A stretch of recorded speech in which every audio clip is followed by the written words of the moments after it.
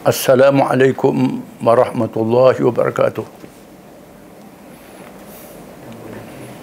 Alhamdulillahilladzi arsala rasulahu bil huda wa dinil haqq lidhhirahu 'ala ad-din kullih walau karihal musyrikun. Asyhadu an la ilaha illallah wahdahu la syarika lah. Lahul mulku wa lahul hamdu wa huwa 'ala kulli syai'in qadir. Wa asyhadu anna Muhammadan 'abduhu wa rasuluh. Al-badrud duja was sirajul munir.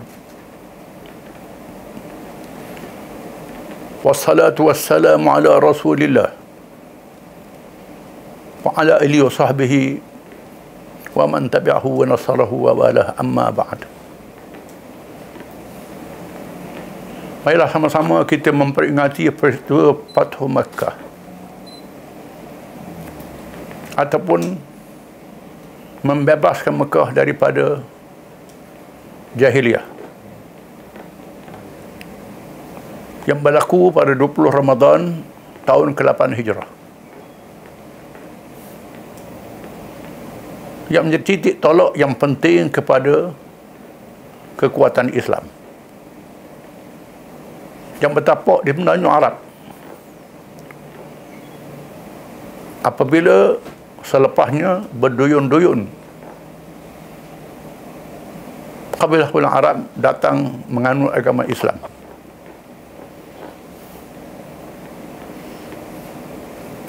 Peristiwa yang penuh pengajaran kepada kita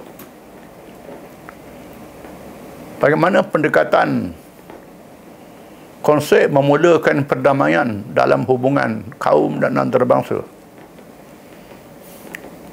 yang dibawa oleh Islam memberi kekuatan untuk membebaskan Mekah daripada jahiliyah.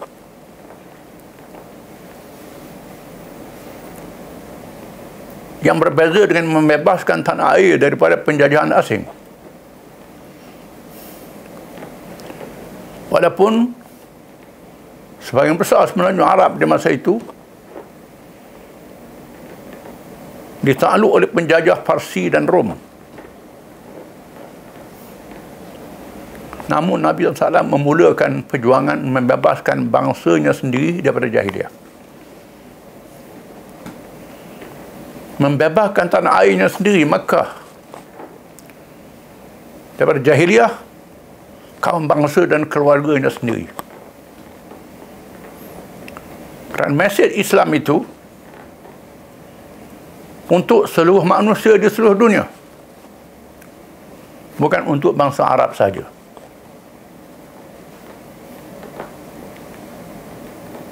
Pendekatan dilakukan selepas perjanjian Hudaybiyah. Perjanjian isi kandungannya sangat berat sebelah pada zahirnya. Apa yang tersurat seolah-olah menyerah kalah, tetapi yang tersirat lebih penting daripada itu, yang hanya dipahami oleh Rasulullah SAW dan diterima oleh para sahabat radhiyallahu anhum dalam keadaan mereka tidak nampak di sebaliknya. Mereka nampak yang tersurat sahaja, seolah-olah mengalah. Apabila ditulis perjanjian Hudaybiyah itu tidak membenarkan permulaan dengan Bismillahirrahmanirrahim, disebut Allahumma sahaja. Tidak membenarkan ditulis Muhammad Rasulullah, yang membuat perjanjian dengan Suhail bin Amr, ditukar oleh Muhammad bin Abdullah. Mana-mana orang Islam yang beriman berhijrah ke Madinah, hendaklah dihantar balik. Mana-mana orang Islam yang murtad pergi ke Mekah, tak boleh dihantar balik. Nabi dan sahabat-sahabatnya radhiyallahu anhum yang telah memakai ihram untuk mengerjakan umrah tak dibenarkan berumrah pada tahun itu. Hendaklah ditangguhkan pada satu hadapan. Mereka terpaksa bertahalul, membayar dam, menyembelih ternakan untuk membuang pakaian umrah mengikut ayat diturunkan oleh Allah Ta'ala. Fa in uhsirtum fama staysara minal hajj. Mereka melakukan kerana akur dan menyerah diri kepada Nabi SAW yang dilantik oleh Allah Ta'ala tanpa memahami yang tersirat daripadanya. Apa yang berlaku di sebaliknya? Kefahaman yang tajam dengan hidayah Allah kepada Nabi SAW bahawa yang pertama, perjanjian itu bermakna pemimpin Mekah mengiktiraf Madinah adalah sebuah negara yang sah dari segi politik. Yang kedua, mana-mana pihak tidak dibenarkan menyerang pihak yang bernaung di mana-mana pihak. Tiba-tiba Bani Bakar yang bernaung di bawah Quraisy Makkah menyerang Khuza'ah yang bernaung di bawah Nabi SAW, menyebabkan mereka melanggar perjanjian Hudaybiyah. Perkembangan yang berlaku dengan perjanjian Hudaybiyah itu menyebabkan ramai yang masuk Islam kerana tidak ada tekanan penindasan kepada mereka yang masuk Islam bila berlaku damai, menyebabkan jumlah orang Islam meningkat. Akhirnya Nabi SAW menolak rayuan Abu Sufyan, pemimpin Mekah, supaya mampu balik perjanjian itu. Keputusannya ialah tak diteruskan perjanjian, dibatalkan kerana sudah dilanggar. Lalu diatur strategi yang baik. Strategi yang baik, perkara-perkara lahiriah. Walaupun Allah menjanjikan kemenangan, Islam akan menang, Mekah akan dibuka, ianya tidak berlaku dalam sekelip mata. Ini menguji keimanan orang Islam kepada janji Allah, ketaatan kepada Nabi SAW, merupakan satu kekuatan rohani yang telah dibina dalam masa perjalanan perjanjian itu. Mereka tegak bersama dengan kekuatan iman.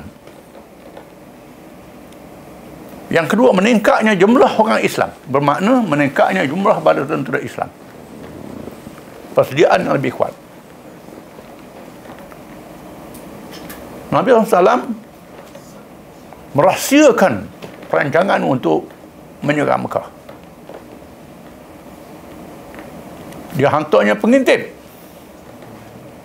walaupun dia seorang Rasul, ikhtiar masih ada. Pengintip untuk mengintip pergerakan di Mekah. Dalam masa yang sama, menghantar tentera peninjau menghala ke arah lain daripada Mekah, supaya mengelirukan musuh seolah-olah Nabi akan bergerak bukan ke Mekah.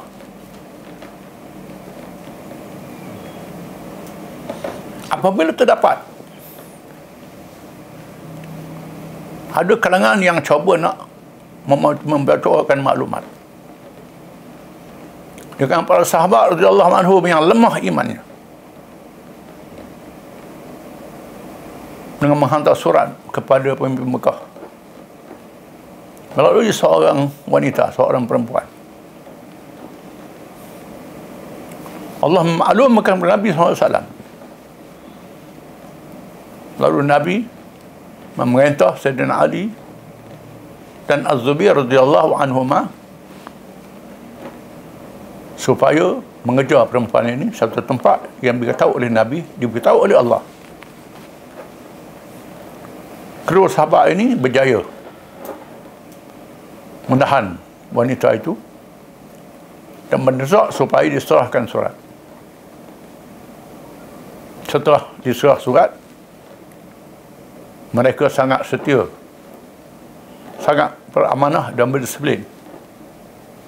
Tidak membuka surat itu di tengah jalan. Kedua sahabat radhiyallahu anhuma membawa pulang surat itu untuk dibuka di hadapan Nabi SAW. Bila dibuka, didapati surat daripada Hatib bin Abi Balta'ah.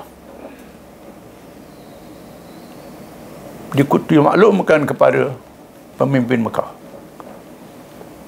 bahawa Nabi sedang bersiap. Lalu Nabi bertanya, apa ini wahai Hatib? Hatib menjawab, saya lakukan ini bukan kerana saya munafik, bukan kerana saya tak percaya pada Islam, tapi kerana saya ada keluarga di Mekah dan tak ada pelindungnya. Saya ingin membuat satu jasa supaya tak diganggu keluarga saya di Mekah. Sedangkan orang-orang lain, sahabat yang lain, ada keluarga yang menjaga keluarga yang tak boleh berhijrah. Apabila ada cadangan supaya dia ambil tindakan terhadap pengintip, iaitu hukum mati, hukum membunuh, Nabi bersabda tidak boleh kerana Hatib adalah ahli Badar. Rasulullah SAW bersabda, Allah Ta'ala mengetahui siapa ahli Badar. Dan Allah berfirman, Ya ahla Badrin, i'malu ma syi'tum qad ghafartu lakum. Wahai ahli Badar, buatlah apa yang kamu buat, aku ampunkan dosa kamu. Dan Hatib adalah ahli Badar yang menyertai perang Badar yang berlaku bulan Ramadan juga. Peristiwa menguji umat Islam yang sangat dahsyat. Hatib terlibat. Mereka yang hadir dalam peristiwa Badar diberi keistimewaan oleh Allah Ta'ala, mendapat imuniti. Maka Hatib dibebaskan kerana jasanya dalam peristiwa Badar. Akhirnya Nabi SAW menggerakkan bala tentera yang jumlahnya 10,000 anggota, berlipat kali ganda daripada peristiwa Hudaybiyah. Ketika bertolak ke Hudaybiyah dahulu, dalam 1,000 lebih, tak sampai 2,000. Sekarang sudah ada 10,000 bala tentera. Ini peningkatan dakwah Islam selepas perjanjian Hudaybiyah. Mekah dikepung sampai waktu malam supaya tak dia sedari oleh musuh. Ditubuh pasukan-pasukan mengelilingi Mekah. Dipasang api semua kelihatan Mekah sudah dikepung. Abu Sufyan yang keluar daripada Mekah sebagai pemimpin untuk mengintip, mengetahui maklumat, telah ditangkap oleh tentera Islam, oleh Abbas bin Abdul Muttalib, bapa saudara Nabi SAW. Dan Abbas tu membawa Abu Sufyan menghadap Nabi SAW, memujuknya masuk Islam. Akhirnya Abu Sufyan masuk Islam. Besoknya tentera digerakkan, mereka berjaya menawan Mekah dengan mudah. Diusahakan perkataan berkurung. Dengan diumumkan barang siapa yang masuk ke masjid dia aman. Barang siapa yang masuk ke rumah masing-masing dia aman. Lalu Abbas minta Nabi sebut, barang siapa yang masuk ke rumah Abu Sufyan dia aman. Masing-masing berlindung di tempat yang diumumkan itu. Di mana slogan pada tentera Islam ialah al-yauma yaumul marhamah. Hari ini hari kasih sayang. Tiba-tiba salah seorang sahabat daripada Ansar, Sa'ad bin Ubadah radhiyallahu anhu, kerana tinggi semangatnya menyebut al-yauma yaumul malhamah. Hari ini hari perang. Abu Sufyan yang masih mu'alaf terasa dengan ucapan ini dan menyebut. Lalu Nabi memanggil Sa'ad bin Ubadah dan beliau telah diturunkan, dilucutkan kepada menjadi ketua pasukan, diserahkan kepada anaknya. Satu tindakan yang bijak. Besoknya penduduk Mekah selepas perintah berkurung ditamatkan, penduduk Mekah keluar beramai-ramai. Dan Nabi SAW mengisytiharkan pengampunan beramai-ramai. Idhabu wa antumut tulaqa. Pergilah kamu semua. Kamu semua dibebaskan.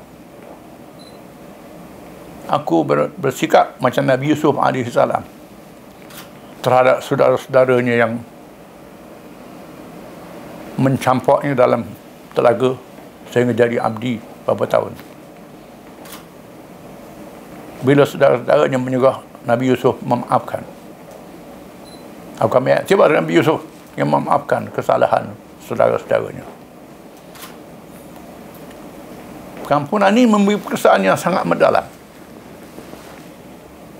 Memaafkan orang ketika berkuasa, ketika punya kekuatan yang hebat, sangat menarik. Menyebabkan ramai penduduk Mekah yang masuk Islam. Ada yang menangguhkan dulu untuk masuk Islam. Di sana ada beberapa orang yang disenaraikan sebagai penjana perang, mesti tertangkap dan dihukum, walaupun bergantung di kelambu Kaabah. Segelintir saja dapat ditangkap, yang lain melarikan diri. Sebahagian besarnya datang meminta keampunan, dan Nabi mengampunkan mereka semua. Satu tindakan yang sangat menarik untuk jadi pengajaran kepada umat Islam bila berkuasa, bila memerintah. Tunjukkan kebaikan Islam, keadilan Islam, boleh menarik orang kepada Islam. Kerana mesej kita untuk mengajak manusia kepada Islam, mengajak manusia yang tak masuk Islam supaya berdamai dengan Islam. Islam adalah terbuka. Mengajak orang masuk Islam dengan tidak ada paksaan. Yang kedua, tidak bertindak sewenang-wenang. Memberi kebebasan kepada siapa sahaja yang sanggup bersedia berada di bawah kerajaan Islam. Islam boleh memberi layanan yang adil dan sebaik. Bila orang melihat kebaikan Islam itu, nak masuk Islam terpulang pada hati masing-masing. Fatah Makkah memberi pengajaran yang sangat banyak kepada umat Islam yang meneruskan risalah Islam selepas wafatnya Nabi sallallahu alaihi wasallam. Kerana risalah Islam ini tidak tamat dengan kewafatan Nabi sallallahu alaihi wasallam. Disambung oleh umat Muhammad sehingga hari kiamat. Umat Muhammad bertanggungjawab bukan sahaja untuk Islam diri masing-masing, mesti tunjukkan kebaikan Islam kepada orang, bukan dengan cakap saja untuk berdakwah. Kita saksikan bagaimana bila Islam sudah memerintah, menyebabkan orang akan melihat Islam secara praktikal, menerima Islam secara redha. Di sinilah rahsia mengapa setiap wilayah yang dimasuki oleh Islam tidak menjajah. Islam menyebut al-futuhatul islamiyah, pembukaan Islam di negeri lain, bukannya penaklukan Islam. Berbeza dengan penjajah asing yang datang ke negeri lain. semua negeri seperti Jalan Sutera di Asia Tengah, bila orang Islam masuk, bukan dengan cara perang, termasuk dengan cara perdagangan di Asia Tenggara sebagai contoh, bila orang Islam masuk, menunjukkan sifat-sifat Islam yang sebenar, menyebabkan manusia boleh terima Islam dengan cara beramai-ramai. Sebenarnya musuh-musuh Islam yang membawa agenda Islamophobia pada hari ini tidak boleh mendedahkan keburukan Islam melalui ajaran-ajarannya.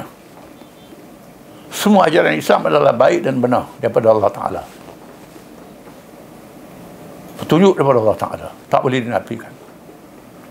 Tetapi kerana hasad dan dengki mereka, kalangan ahli kitab yang tahu Islam itu tak mengikut kebenaran, dan kerana bermusuh secara sesat dan membabi buta, mereka melawan Islam, melemparkan tuduhan yang tak benar.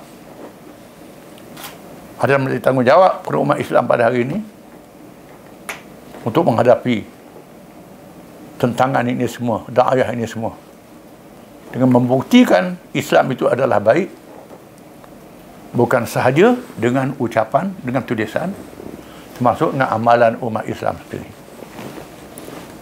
Mudah-mudahan peristiwa Fathu Makkah menjadi ingatan yang diambil iktibar oleh kita semua. Cukup sekadar itu. Wabillahi taufiq wal hidayah. Wassalamualaikum warahmatullahi wabarakatuh.